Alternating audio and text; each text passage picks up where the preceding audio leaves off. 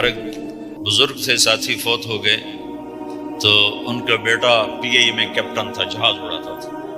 تو انہوں نے کہا بیٹا نماز پڑھ لیا کر. کہا ابا فرصت نہیں ملتی، بہت کام ہوتا. کہا اچھا چلو نماز کے وقت ایک آدمی کو دعوت دے دیا کر. 5 نمازیں ہیں، 5 دفعہ دعوت دے دیا کر. وہ کہنے لگا میں دعوت دوں؟ خود تو میں پڑھتا نہیں، دوسرے کو کیسے دعوت دوں؟ کہا بیٹا ایک تو میری مان لے، نماز کا انکار کیا ہے تو یہ تو مان لے کہ چلو کسی کو کہہ دیا کر کہ بھائی نماز پڑھا کرو. کہا چلو یہ تو آسان ہے، میں کہہ دوں گا. تو اس نے اپنے ابا کی بات مان لی. ہر نماز پہ 1-2 کو کہہ دیتا بھائی نماز پڑھا کرو. اس کے والد فوج میں جرنیل تھے، یہ کیپٹن تھا. دونوں کی ملاقات نہیں ہوئی. 6 مہینے بعد باپ بیٹا کی ملاقات ہوئی تو دیکھا تو کپتان صاحب کی داڑھی بھی اور ماتھے پہ محراب بھی. انہوں نے کہا بیٹا یہ کیا ہوا؟ کہا آپ نے مجھے پھنسا دیا. وہ جب میں لوگوں کو کہتا رہا تو میرے اپنے اوپر اثر ہونا شروع ہو گیا کہ میں اپنے آپ کو ملامت کرنے لگا کہ اوروں کو تو کہہ رہا ہے، خود تو پڑھتا نہیں. کہ اس نے مجھے کھڑا کیا اور میں نماز پہ آیا. پھر ایک دن شیو کرنے لگا، شیشے میں کھڑا دیکھ رہا تھا تو میں نے کہا جب اللہ کو سجدہ کر رہا ہوں تو چہرے پہ نبی کی سنت بھی ہونی چاہیے. تو میں نے سیفٹی بھی پھینک دی، داڑھی بھی رکھ لی. تو تبلیغ کا کام کرتے رہنا، ہم فرشتے نہیں بن سکتے. ایک دفعہ ایک آدمی نے میرے اوپر بڑی چڑھائی کی، تم تبلیغ والے منافق ہو، کہتے کچھ ہو کرتے کچھ ہو، تمہارے قول اور فعل میں بہت فرق ہے. جب ان کا غصہ اتر گیا تو میں نے ان سے کہا بھائی 100 نمبر تو اللہ نے بھی نہیں مانگے، آپ کیوں مانگتے ہو؟ اللہ نے کہا ہے فمن ثقلت موازینہ، جس کی نیکیاں بڑھ جائیں گی گناہ تھوڑے ہوں گے تو پاس کر دوں گی. تو 100 نمبر تو اللہ نے بھی نہیں کہا کہ ایک گناہ تیرے کھاتے میں نہیں ہونا چاہیے. 100/100 نمبر لے گا تو جنت دوں گا، نہیں تو ریپٹ مار کے جہنم میں ڈالوں گا. تو 100 نمبر تو اللہ بھی نہیں مانگتا. اسے پتا ہے میرا بندہ کمزور ہے، کبھی گناہ کرے گا کبھی نیکی کرے گا. تو وہ کہتا ہے جس کے پاس 51 نیکیاں ہوئیں اور 50 گناہ ہوئے تولوں گا تو 51 جھک جائیں گے نا، 50 معاف. مثال دے رہا ہوں. ہمارے علاقے میں ایک ذمہ دار تھے، وہ ذکر بھی بہت کرتے تھے، گالیاں بھی بہت دیتے تھے. ادھر سبحان اللہ تیرے فلانے، الحمدللہ کے ساتھ ایک پھکڑ تولتے تھے. ساری زندگی وہ ایسا ہی کرتے رہے. جب وہ فوت ہو گئے تو کسی نے ان کو دیکھا تو انہوں نے پوچھا کہ میاں صاحب آپ کے ساتھ کیا ہوا؟ آپ تو گالیاں بہت دیتے تھے. خود انہوں نے پوچھ رہا ہے آپ تو گالیاں بہت دیتے تھے، تو آپ کے ساتھ کیا ہوا؟ کہ اللہ تعالیٰ نے میرے ذکر اور میری گالیوں کو تولا تو میرا ذکر بڑھ گیا تو میری بخشش ہو گئی. اللہ نے بھی کاؤنٹنگ رکھی ہے، پرفیکشن مانگی ہی نہیں. اگر اللہ پرفیکشن مانگتا تو پھر آپ کہتے تم کرتے کچھ ہو کہتے کچھ ہو. اگر میں کہتا صحیح ہوں تو ایک نیکی تو کر رہا ہوں، اور کرتا نہیں ہوں تو ایک گناہ کر رہا ہوں. کیا پتا میرا رب میرے کہنے کے تو فعل میرے نہ کرنے کو معاف کر دے. بس ایک صورت میں ہے کام خطرناک کہ اگر میں اس کہنے سننے کو اپنی دنیا بنانے کا ذریعہ بنا لوں پھر خطرناک ہے. تأمرون الناس بالبر وتنسون انفسکم وانتم تتلون الکتاب، وہ یہ آیت. لیکن اگر میرے اندر اخلاص ہے تو پھر میں انسان ہوں، کبھی اچھا کروں گا کبھی برا کروں گا، لیکن میرے ذمہ صدا لگانا ہے. تو بھائیو اس تبلیغ کے کام کو کرتے رہنا. اس سے ایمان بنتا ہے، ایمان سے دین وجود میں آتا ہے. دین کے 2 حصے ہیں، ایک عبادات ہے جس میں نماز سب سے اہم ہے. پھیری پہ ہو گھر پہ ہو نماز نہ چھوڑو. رمضان کے روزے ہیں، اللہ پھر رزق زیادہ دے دے، حج کرو، زکوٰۃ دو. لیکن عبادات بڑی محدود ہیں اور اس میں کثرت اللہ نے مطالبہ بھی نہیں کیا، بلکہ اللہ تعالیٰ نے اس میں اعتدال ہی کو پسند فرمایا ہے. اللہ تعالیٰ نے ہمارے نبی لمبی لمبی نمازیں پڑھتے تھے تو اللہ تعالیٰ نے روک دیا کہ ما انزلنا علیک القرآن لتشقی، میرے نبی میں نے تمہیں قرآن اس لیے نہیں دیا کہ تو لمبی لمبی نمازیں پڑھ کے تھکتا رہے، درمیانہ چل درمیانہ چل۔ اللہ کے نبی نے تبلیغ میں زیادہ زور دکھایا تو اللہ نے اس پر بھی کہا فلا تذهب نفسك عليهم حسرات، اتنا غم نہ کیا کر کے تو خود ہی ہلاک ہو جائے، مات نہیں، ایسا نہ کر۔ تو عبادات محدود ہیں اور اس میں اعتدال مطلوب ہے۔ سارا دن مصلی پہ بیٹھنا یہ اللہ نہیں دیکھنا چاہتا، اللہ یہ دیکھنا چاہتا ہے کہ تو باہر جاتا کہ میں دیکھوں کہ اب تو کیا کرتا ہے۔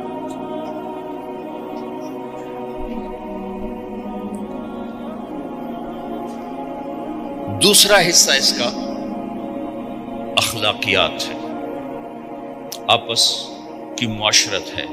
دین جو اثر انداز ہوتا ہے وہ معاشرت سے اثر انداز ہوتا ہے، عبادت سے نہیں، عبادات سے نہیں۔ عبادت تو مسجد کے اندر ہے یا مصلی پر گھر کے اندر ہے، روزہ اندر کی چیز ہے، حج بیت اللہ میں ہے، زکوٰۃ مسلمان کو دی جاتی ہے۔ تو دنیا میں دین پھیلنے کے لیے اور اپنوں کو دین کے قریب کرنے کے لیے جو سب سے بڑا عمل ہے وہ بھائیو اچھے اخلاق ہے۔ یہ دوسرا حصہ میں آج بیان کرنا چاہتا ہوں۔ اللہ کے نبی نے فرمایا ایو اور الاسلام اوثق، مجھے بتاؤ اسلام کا سب سے مضبوط عمل کیا ہے؟ تو صحابہ نے کہا الجہاد، یا رسول اللہ جہاد۔ اسلام کا سب سے مضبوط عمل کیا ہے؟ صحابہ نے کہا جہاد۔ تو آپ نے کہا وحسن وما هو به، ہاں جہاد بہت اچھا عمل ہے لیکن سب سے بڑا عمل نہیں ہے، سب سے مضبوط عمل نہیں ہے۔ ان کا جی الصلاۃ، نماز۔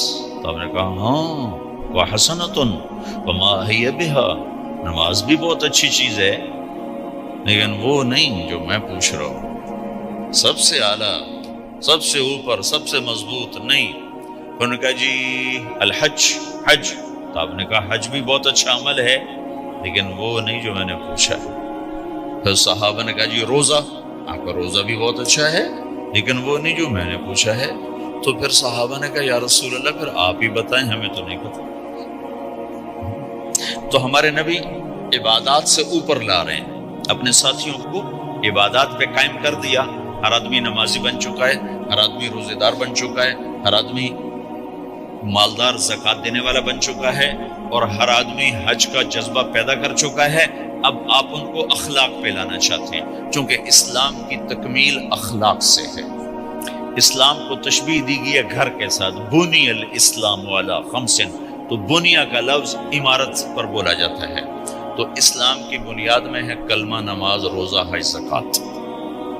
اگر اس مسجد کی بنیادیں بھر دی جائیں تو اس کو مسجد تو نہیں کہیں گے۔ ہاں جی بنیادیں ڈال دی ہیں، چھت ڈالنی ہے، جب چھت پڑے گی تو پھر یہ مسجد کہلائے گی۔ تو اسلام کی بنیاد قائم ہو چکی تھی، اب آپ چھت ڈالنا چاہتے تھے۔ چھت کیا ہے؟ وہ اچھے اخلاق ہیں۔ تو اب آپ ان کو اوپر لا رہے ہیں، اوپر لا رہے ہیں۔ تو آپ نے جب پوچھا تو انہوں نے وہی کہا جو انہوں نے ابھی سیکھا تھا، نماز، روزہ، جہاد، حج، لیکن آپ نے سب کی نفی کر دی، نہیں یہ بھی نہیں، یہ بھی نہیں، یہ بھی نہیں، یہ بھی نہیں۔ اچھا یا رسول اللہ آپ بتائیں۔ تو آپ نے فرمایا ان اوثق عر الاسلام الحب للہ والبغض للہ، اسلام کا سب سے مضبوط عمل وہ آپس میں اللہ کے لیے محبت کرنا ہے۔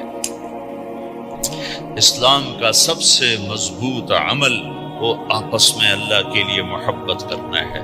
اسلام کا سب سے مضبوط عمل وہ محبت ہے، اللہ کے لیے بغض ہے، اللہ کے لیے محبت ہے، یہ اسلام کا سب سے مضبوط عمل ہے۔ تو بھائیو یہ چھوٹا سا معاشرہ اسلامی بن جائے، اس کے لیے بنیاد میں نے پہلے بتا دی، اب چھت بتا رہا ہوں، وہ ہیں اچھے اخلاق۔ اللہ تعالیٰ نے جب ہمارے نبی نے نماز لمبی پڑھی تو اللہ نے کہا درمیانی پڑھو، میں نے ابھی بتایا۔ تبلیغ میں دکھ زیادہ جھیلا تو اللہ نے کہا درمیانہ چلو۔ لیکن جب اللہ کے نبی نے اخلاق بلند کیے، اخلاق، تو اس پر بھی اللہ تعالیٰ فرماتا میرے نبی ذرا اتنا نرم نہ ہو، تھوڑا سا سختی دکھا، آنکھیں دکھا۔ تھوڑا شوشاں کر ہے تو میرے رب نے کیا کہا؟ واہ، میرے رب نے آپ کے اخلاق کی جیسی تعریف کی ہے، آپ کے کسی عمل کی ایسی تعریف نہیں کی۔ نماز کو کہا معتدل، اعتدال، دعوت کو کہا اعتدال، اور اخلاق کو کیا کہا؟ انک لعلی خلق عظیم، اور اس کو طاقت پہنچائی قسم اٹھا کے نون، پھر قسم اٹھائی قلم کی جو علم کا ذریعہ ہے، والقلم وما یسطرون، مجھے قسم ہے قلم اور اس کی تحریر کی، ما انت بنعمت ربک بمجنون وان لک لاجرا غیر ممنون۔ ان دو آیتوں کو چھوڑ کر اگلی جو آیت آ رہی، وانک لعلی خلق عظیم، اے میرے محبوب میں قسم اٹھاتا ہوں قلم اور اس کی تحریر کی، تیرے اخلاق بڑے عالی شان۔ یہ نہیں کہا تیرے اخلاق بڑے عالی ہیں، انک لعلی، علا، علا کا یہاں بہت عظیم الشان کردار ہے۔ علا یہ بتا رہا ہے کہ اے میرے نبی، جتنے اخلاق تصور کیے جا سکتے ہیں وہ سب تیرے تابع ہو چکے ہیں، اور تو ان پہ سوار ہو چکا ہے، تو ان پہ چھا چکا ہے۔ علا چھا جانے کے لیے ہوتا ہے کہ تمام اخلاق تیرے غلام ہو چکے ہیں۔ ایک دفعہ آپ نے فرمایا اچھے اخلاق 360 قسم، 360 قسم، 360 صفات کا مجموعہ اچھے اخلاق۔ کوئی ایک صفت کسی کو مل گئی تو جنت میں چلا جائے گا۔ تو ابو بکر رضی اللہ عنہ سامنے بیٹھے تھے، کہنے گے یا رسول اللہ افی منہا شیء، ان 360 میں کوئی میرے اندر بھی کچھ ہے؟ تو آپ نے کہا تیرے اندر سارے کا سارا، کوئی کمی کوئی دور ہے۔ یہ آپ نے اور کسی کو نہیں کہا، صرف آپ نے یہ ابو بکر سے فرمایا کہ ابو بکر تیرے اندر پورے اخلاق 360۔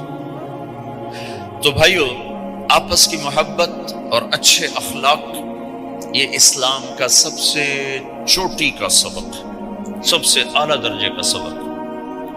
اب ایک حدیث میں جو حدیث جبریل کہلاتی ہے، وہ انسانی شکل میں آ کر پوچھتے ہیں یا رسول اللہ اسلام کیا ہے؟